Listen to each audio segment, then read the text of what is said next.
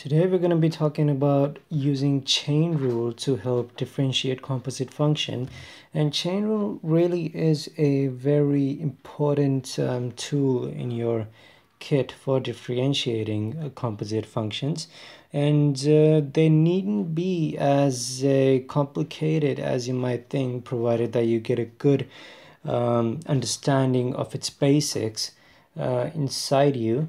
And that's what I'm hoping to achieve here today. So differentiating composite functions, really using the chain rule, is basically this formula here, which is dy over dx equals dy over du times du over dx. Now that might be a bit confusing on its own, but I'll take you step by step on this one. Let's say, for example, that we have a equation that y equals 2x minus 1 cubed, and they are asking us to help to differentiate this composite function by using the chain rule. Well, in this case, you really have to do two things first. First of all, you need to find the u, and you need to find the y value within this. Now the u basically is just this, 2x minus 1. You can call this 2x minus 1. You can assign this as a u value, and this cube here, this whole bracket and the cube here is really the y value, and you can call that, you can denote that as such, u cubed. So really just look at y as u cubed. Don't worry about 2x minus 1 in this area, but u here is really just 2x minus 1, and don't worry about the cubed in this area. So what we do here now is we try to find the derivative of this, of u first, the first derivative of u here, which would be dy over actually this would be dy over du, so dy over du,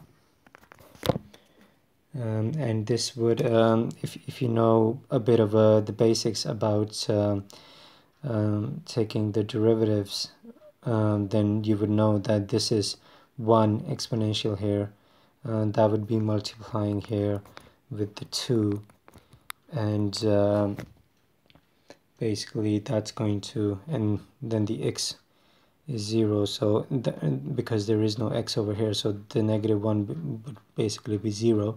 So you are really left with 2 here, the value 2, and with this u cubed, you denote that by du over dx. Let's just do that, and again u cube would just be 3 coming down here, and wait a minute, basically it's 3u squared, basically. There we go, the 3 coming down here, and this exponential just getting reduced a little bit, so this becomes 3u squared. Check out my other videos if you are a bit confused about how I actually got about doing this, but I think I should just focus on the chain rule itself, and not on how to get this thing done. Okay, so now you have your dy over d and du over dx. Now you just apply this formula here, which is you multiply the two. So you multiply the 2 with 3u squared, with 3u squared. Well, do it like that, because you have to be careful. You don't want to square out the 3 completely. That would be 9. So the dy over dx. So this is going to get you to 6u squared, but remember that in the beginning we denoted that u really is 2x minus 1. So in this case, we really are saying that 6 bracket 2x minus 1, put that square down, and that is your final answer. And that's how you use the chain rule to help differentiate composite functions. And even though you might be feeling, if you think this method is a bit too tricky, or maybe you're not really getting it as well, then there is a shortcut on doing these chain rules without going through the whole procedure of dy over du and times du over dx. And that shortcut is basically simple. Say you have, again, the same equation, y equals 2x minus 1 cubed. Now, we know that the formula, well, not the formula, but the end solution for this equation, we know that it is 2x minus 1 squared. Now, if you find any sort of similarities, you might be able to pick up some similarities on how we actually got there. And there is a trick that you can use the chain rules mentally to find the answer. And this is basically how it is. You take the 3, I'll write this down again here, so we are in focus on this. You take this 3, this basically goes all the way over here, and this gets subtracted by 1. So the 3 gets subtracted by 1, whatever number it is. It doesn't have to be 3, it could be 5, it could be 6, it could be 2. It would get subtracted by 1. Okay, and so this 3 minus 1 would basically lead to 2. And this 3 goes here, 3. And this you have to be careful. After you have this 3 here, then you need to take this 1 exponential, and you basically make it 2, because this would turn into 0, and because the x only has 1, the x disappears, and you are left with 1 times 2, which is basically 2. So you've taken another, you have differentiated this bit as well. So you've got the 3 coming here, and then once you've differentiated it, then after that, you are basically just going to write this down as it is, 2x minus 1. But in this case, you forget about the 2 and you use this squared here, as we have subtracted the 3 with 1 power. That's going to leave you with 2 squared. So basically you are left with 6 2x minus 1 squared.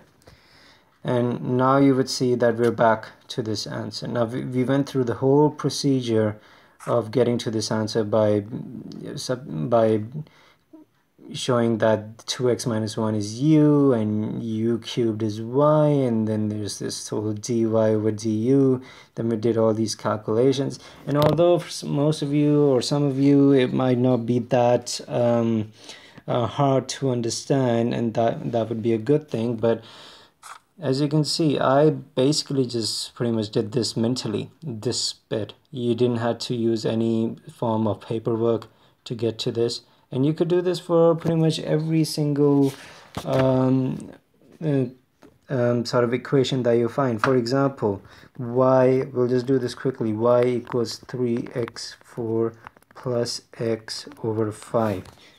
Pause it right now and see if you can do this, but I'll go ahead just in case. And using our previous shortcut, you know that the 5 is just going to go here, and then you're going to differentiate this. So the 4 goes over here, 4 gets multiplied by 3, 4 3 is 12, and the 4 turn becomes 3 because it gets subtracted by 1. And then the x that you have here will just become, you can just forget about the x. Yeah, just making sure I was recording. It's the video is getting a bit longer than I would have expected. And then you just keep it as it is, 3x4 plus x, but you just make sure that the 5 turns into 4 because you have subtracted 1. So getting all of this done, you would be left with a final answer of 5x. Well, sorry, yeah, you will just be left with that as a final answer. I don't think you need to do anything more than that on this. This could be perfectly acceptable as a final answer. Okay, so I hope you found out this video a bit helpful. I know it's there were some confusing notes in between because I think I just managed to confuse myself a little bit there. But this video has gone a bit longer than I expected. But if you did find this helpful in any way, then do please like this video and subscribe. That would be really helpful to me here, and I'll keep these videos coming. Thank you very much.